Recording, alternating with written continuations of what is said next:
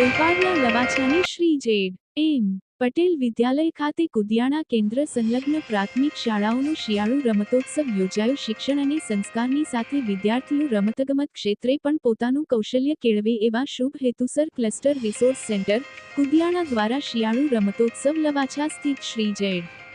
એમ. પટેલ વિદ્યાલય ખાતે યોજવામાં આવ્યો હતો. જેમાં કુદિયાણા કેન્દ્ર સંલગ્ન પ્રાથમિક શાળાઓ તથા યજમાન શાળાના ધોરણ 9-12ના વિદ્યાર્થીઓએ ખૂબ જ ઉત્સાહભેર ભાગ લીધો હતો.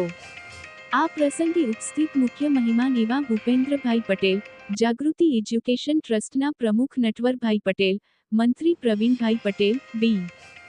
આર. સી.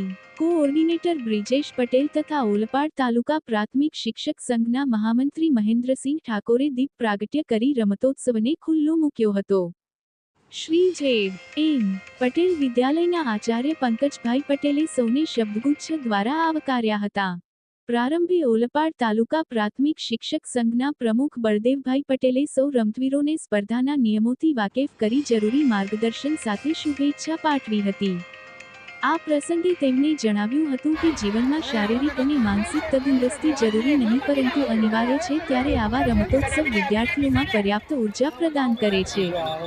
સદર રમતોત્સવમાં 100 મીટર દોડ, ભૂખ્યા પંખી, ત્રિપદી દોડ, કોથળા દોડ, રીંગણ દોડ, સિક્કા શોધ, સ્લો સાયકલિંગ, સંગીત ખુરશી, લીંબુ ચમચી જેવી વિવિધ વ્યક્તિગત રમતો ઉપરાંત કબડ્ડી તથા ખોખો જેવી સાંઘિક રમતો યોજવામાં આવી હતી.